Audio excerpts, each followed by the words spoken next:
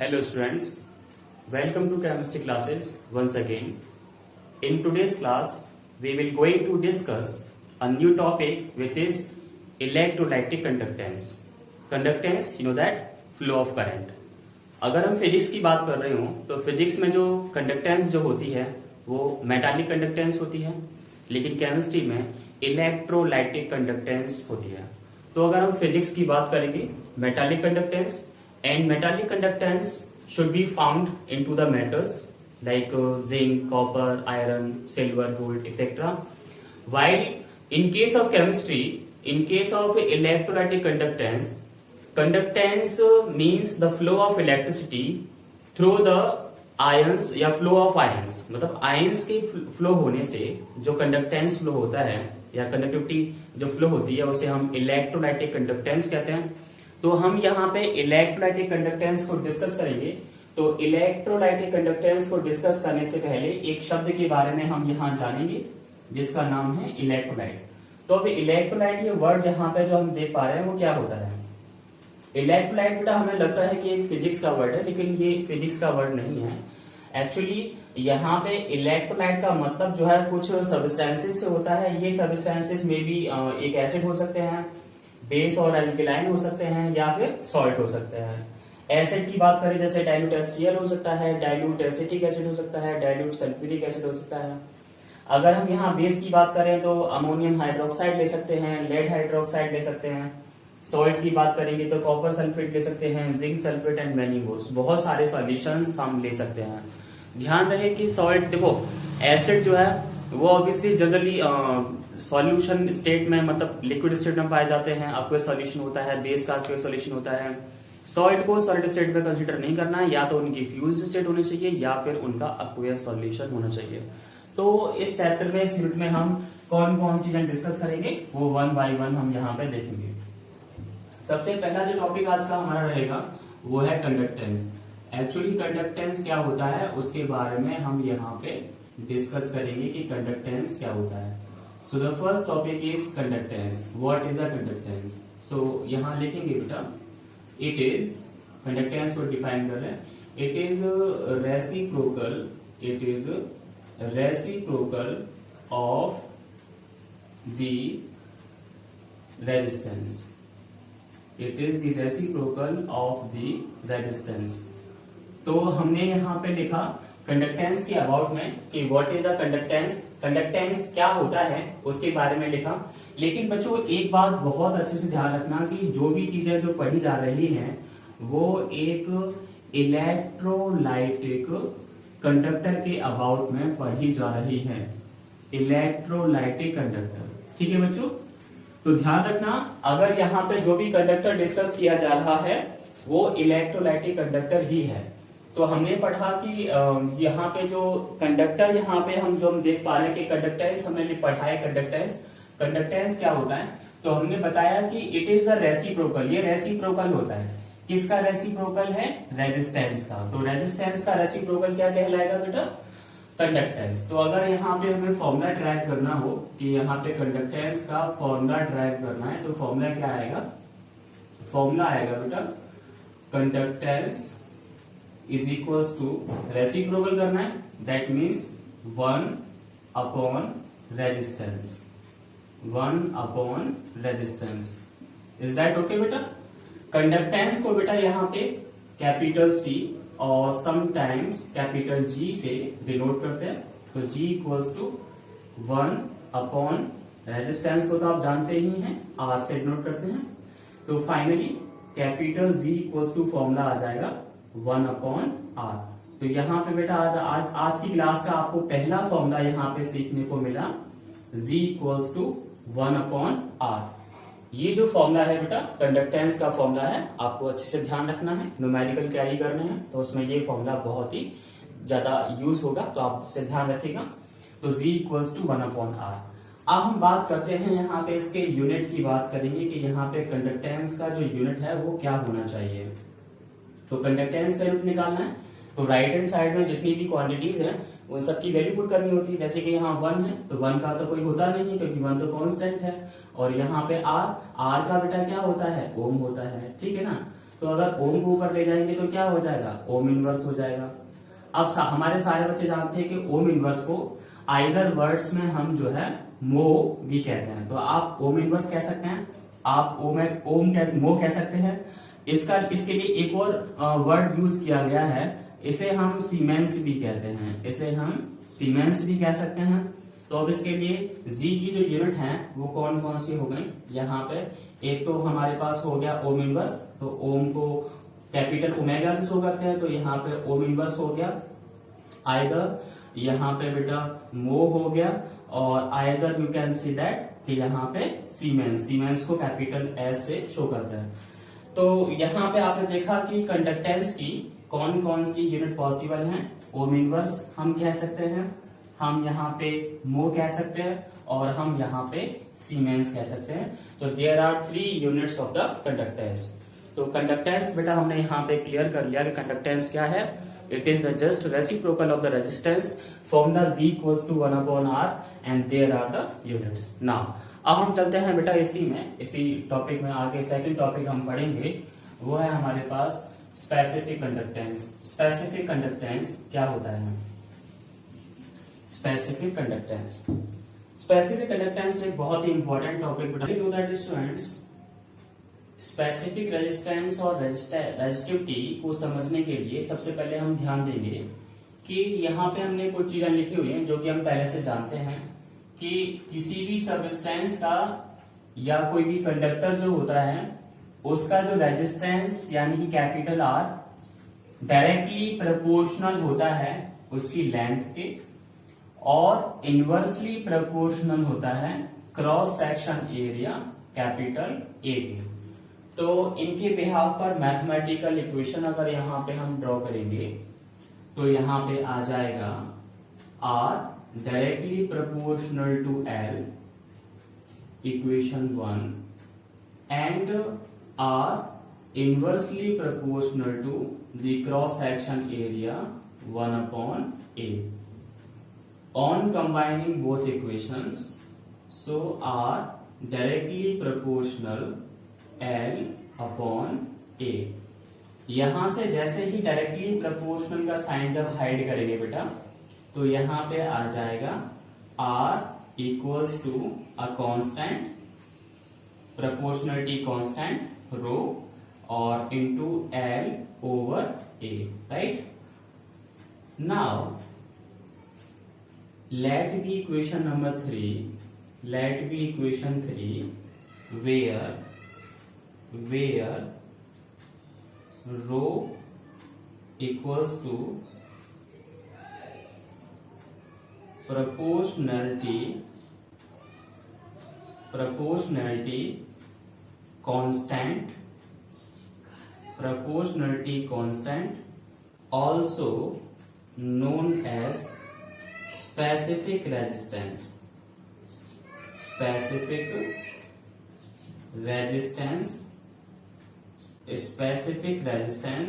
Either you can say that resistivity, इसी को बेटा हम यहाँ पे स्पेसिफिक रेजिस्टेंस या रेजिस्टिविटी कहते हैं। तो आपने जाना कि यहाँ पे जो रो जो हमने यहाँ पे बना के रखा हुआ है रो, तो रो जो है बेटा क्या होता है? स्पेसिफिक रेजिस्टेंस और रेजिस्टिविटी।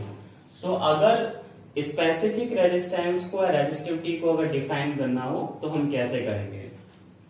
तो यहाँ पे हम कह सकते हैं सपोज मान के चलिए कि suppose length of conductor L equals to 1 centimeter and the cross section area A equals to 1 centimeter square, then resistance R equals to rho into 1 centimeter over 1 centimeter square, right? So resistance equals to rho. तो हमने क्या देखा, यहाँ पे जो रो जो है वो रेजिस्टेंस के इक्वल आ गया।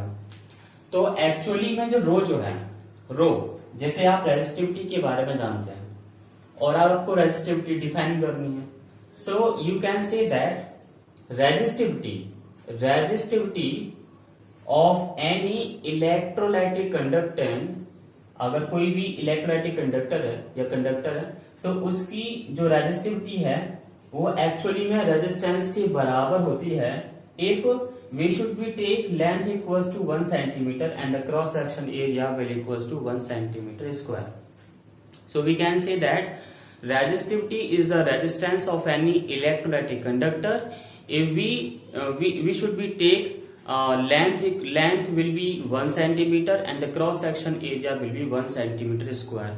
तो अगर किसी भी इलेक्ट्रोलाइटिक कंडक्टर की लेंथ 1 सेंटीमीटर हो और cross section area 1 centimetre square हो तो उस कंडक्टर का रेजिस्टेंस ही स्पेसिफिक रेजिस्टेंस कहलाता है या रेजिस्टिविटी कहलाता है. तो हमने जाना कि ये जो है रो जो है स्पेसिफिक रेजिस्टेंस या रेजिस्टिविटी है, इस चीज का हम ध्यान रखेंगे. तो रेजिस्टिविटी या स्पेसिफिक रेजिस्टेंस एक ही चीज होती है. अब हम इसके यूनिट के लिए जाएंगे, इसका यूनिट हम ड्राइव करेंगे यहाँ पे. तो यूनिट ड्राइव करने के लिए हमने आपको बताया था कि यहाँ पे अगर हम रो की वैल्यू अगर हम यहाँ पे फाइंड आउट करना चाहें तो यहाँ पे रो इक्वल्स टू बेटा हमारे पास आ जाएगा rho equals to R into A upon L. यहाँ वैल्यू पुट करेंगे आर की यूनिट हमने पहले सीखी है ओम इनवर्स.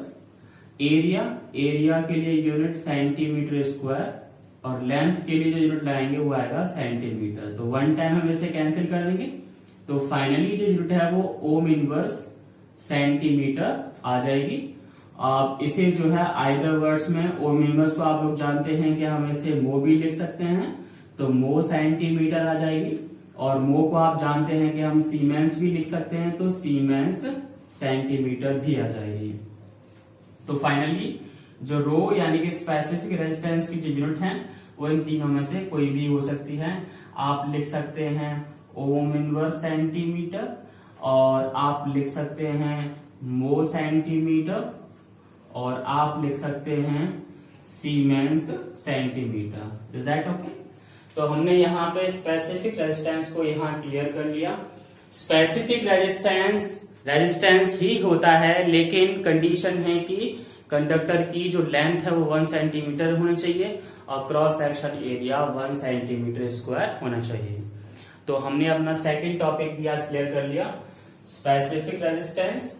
अभी स्पेसिफिक रेजिस्टेंस ही हुआ है, अभी तो हमने स्पेसिफिक रेजिस्टेंस तक पहुंचे हैं. अभी तो टॉपिक रिमेन है कि यहाँ पे स्पेसिफिक रेजिस्टेंस लिख लिया हमने और रेजिस्टिविटी लिख लिया. अब हम यहाँ पे इसके बाद नेक्स्ट टॉपिक पे जाएंगे. स्पेसिफिक रेजिस्टेंस क्या है, स्पेसिफिक कंडक्टेंस के बारे में हम जानेंगे कि स्पेसिफिक कंडक्टेंस क्या होता है. नाउ नेक्स्ट थर्ड टॉपिक हम पढ़ेंगे specific conductance.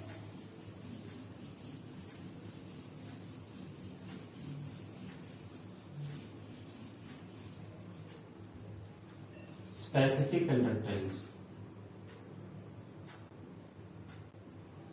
Specific conductance specific conductance. तो यहां पे इसके बारे में डिफाइन करेंगे. इट इज द रेसिप्रोकल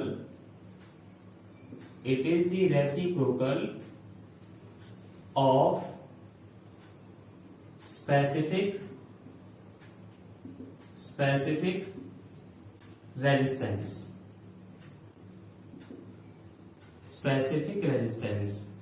तो हमने यहां पे बेटा क्या देखा कि जो स्पेसिफिक कंडक्टेंस है, स्पेसिफिक कंडक्टेंस क्या होता है, वो रेसिप्रोकल होता है. किसका रेसिप्रोकल होता है? स्पेसिफिक रेजिस्टेंस का.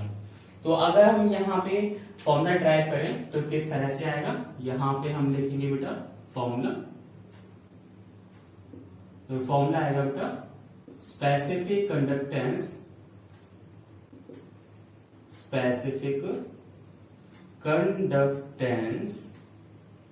इक्वल्स टू 1 अपॉन स्पेसिफिक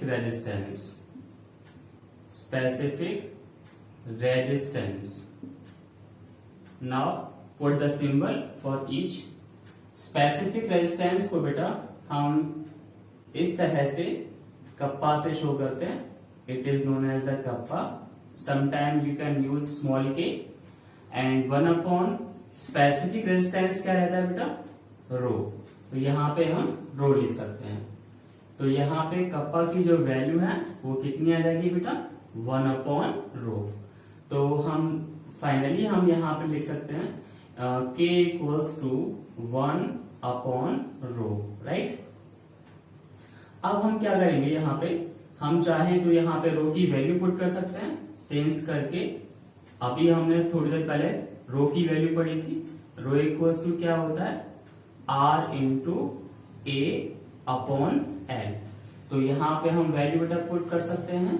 तो k की वैल्यू कितनी आ जाएगी बेटा हमारे पास, 1 अपॉन यहाँ पे लिखेंगे r इंटू ए अपॉन का l जो है वो ऊपर पहुंच जाएगा.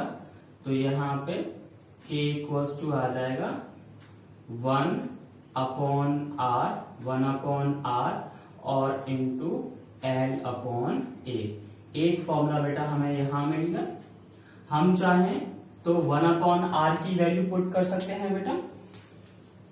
सिंस करके हम जानते हैं कि 1 अपॉन r जो है बेटा वो क्या होता है, कंडक्टेंस होता है. तो यहाँ पे कंडक्टेंस पुट कर सकते हैं. तो यहाँ पे k की जो वैल्यू है वो क्या आ जाएगी बेटा हमारे पास, g into L upon A. तो एक जो है हमें स्पेसिफिक कंडक्टेंस का फॉर्मूला ये मिल जाएगा. तो स्पेसिफिक कंडक्टेंस के फॉर्मूले हमने सीखे. k equals to kappa equals to 1 upon rho, kappa equals to 1 upon r into L upon A and kappa equals to g into L upon A. तो ये हमारा थर्ड टॉपिक यहाँ पे क्लियर हो जाता है. इसी के साथ जुड़ा हुआ एक फोर्थ टॉपिक और पढ़ेंगे विच इज सेल कांस्टेंट. अब हम जानेंगे कि ये सेल कांस्टेंट जो होते हैं वो क्या होते हैं. सेल कांस्टेंट इसके बारे में हम पढ़ेंगे बेटा. इट इज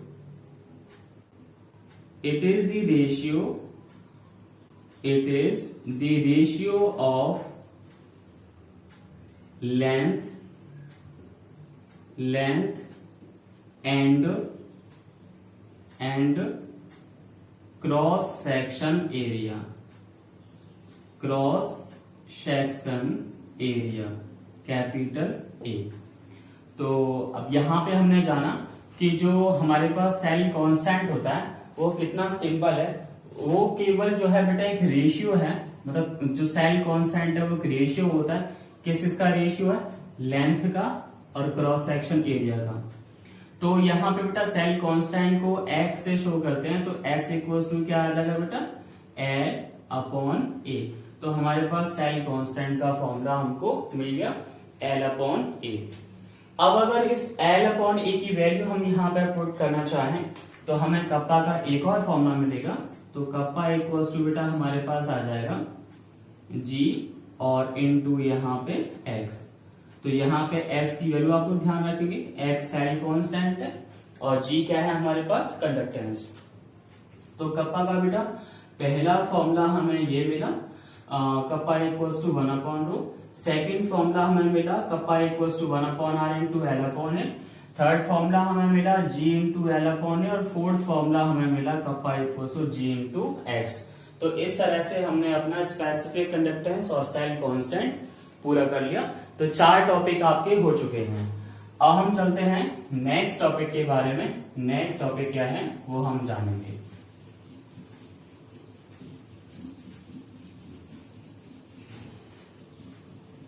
तो नेक्स्ट बेटा हमारे पास जो टॉपिक है वो है हमारा topic number 5 which is molar conductance. Molar conductance. अब मोलर कंडक्टेंस क्या होती है उसको यहाँ पे हम डिफाइन करेंगे. मोलर कंडक्टेंस क्या होती है तो हम इसके बारे में लिखेंगे. It is the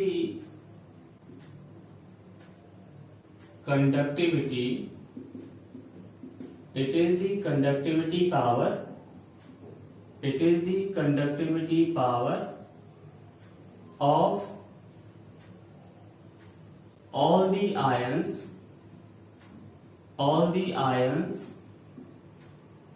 produced by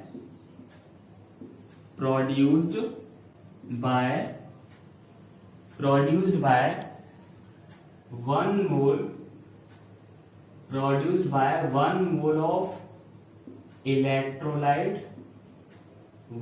mole of electrolyte in solution. तो हमने बेटा यहाँ पे क्या देखा कि मोलर कंडक्टेंस को हम लैम्डा एम से डिनोट करते हैं. लैम्डा ये कैपिटल लैम्डा है. तो मोलर कंडक्टेंस को हम डिफाइन कर सकते हैं. It is the conductivity power. मतलब मोलर कंडक्टेंस जो है वो कंडक्टिविटी पावर होती है. किसकी कंडक्टिविटी पावर है? Of all the ions produced by the 1 मोल. ध्यान देना है 1 मोल. 1 मोल आयन होने चाहिए. 1 मोल ऑफ इलेक्ट्रोलाइट, और वो भी किस स्टेट में? सॉल्यूशन स्टेट में. राइट. अब हम यहाँ पे फॉर्मूला लिखेंगे. मोलर कंडक्टेंस का फॉर्मूला यहाँ पे क्या होता है? तो फॉर्मूला हम लिखेंगे बेटा मोलर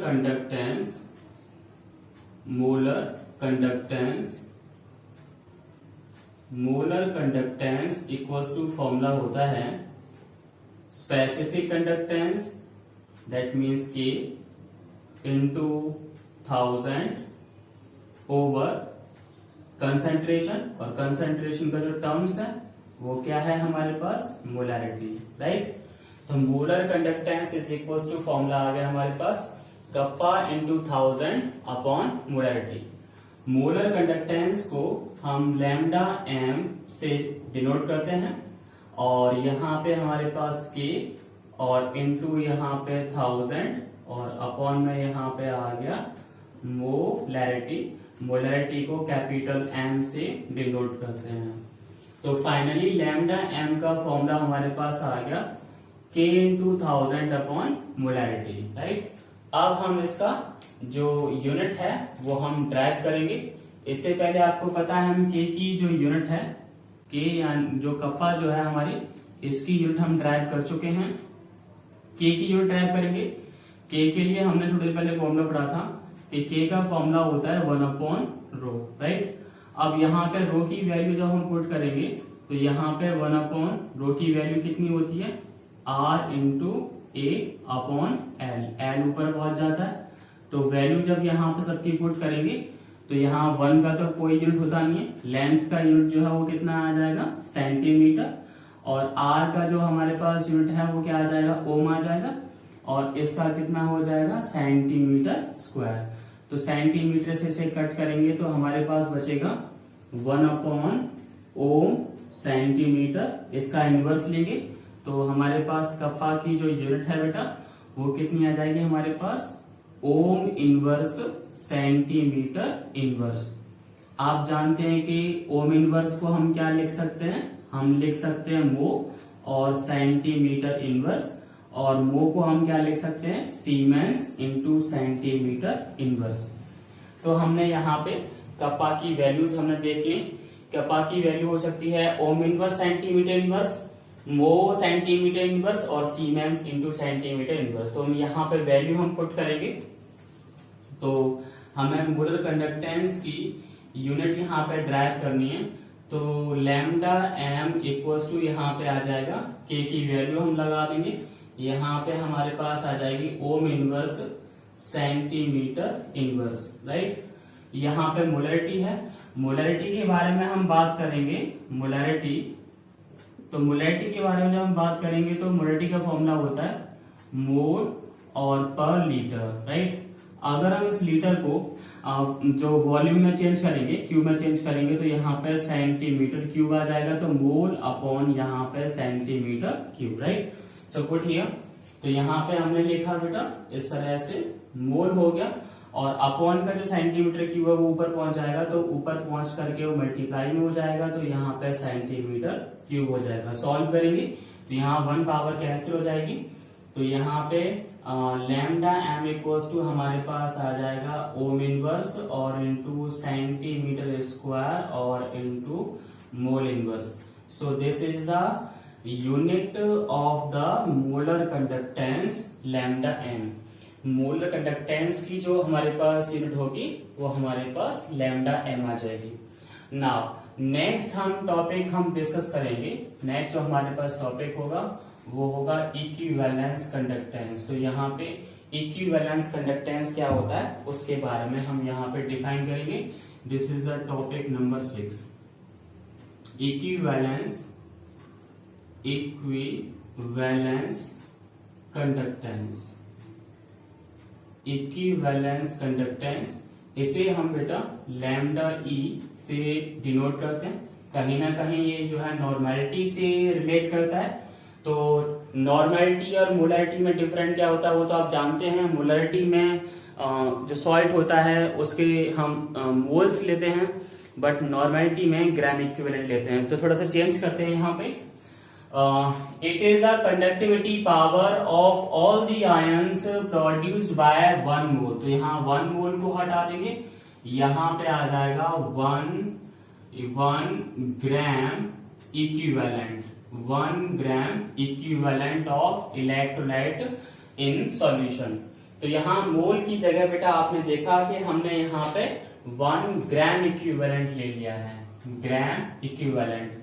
EQ तो आप जानते हैं इक्विवेलेंट मास होता है हमारे पास। EQ जो है वो होता है equivalent mass, equivalent mass, right.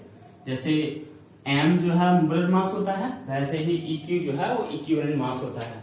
तो हम यहाँ थोड़ा सा वैल्यू पुट करेंगे। तो मोलर कंडक्टेंस जो हम यहाँ पे लिखा हुआ है उसकी जगह हम यहाँ पे इक्विवेलेंस कंडक्टेंस लिखेंगे। तो यहाँ पे इक्विवेलेंस कंडक्टेंस इक्वल्स टू होना चाहिए K इंटू 1000 अपॉन मोलरिटी। और मोलरिटी की जगह यहाँ पे हम थोड़ा सा चेंज करेंगे, यहाँ पे हमारे पास आ जाएगा नॉर्मेलिटी, राइट। तो यहाँ पे नॉर्मेलिटी आ गया। उसके बाद हम यहाँ पे जो लैम्डा एम है, लैम्डा एम की जगह यहाँ पे लैम्डा ई आ जाएगा। Lambda E equals to K 1000 upon M, M यानी कि नॉर्मेलिटी, राइट। तो हम यहाँ पे K की वैल्यू जानते हैं, एन यानी कि नॉर्मेलिटी की वैल्यू पुट करनी है। तो अगर हम नॉर्मेलिटी की यहाँ बात करें बेटा, नॉर्मेलिटी, तो नॉर्मेलिटी इज इक्वल्स टू मोल की जगह बेटा क्या होता है ग्राम, और यहाँ पे इक्विवेलेंट, और यहाँ पे अपॉन में यहाँ पे लीटर।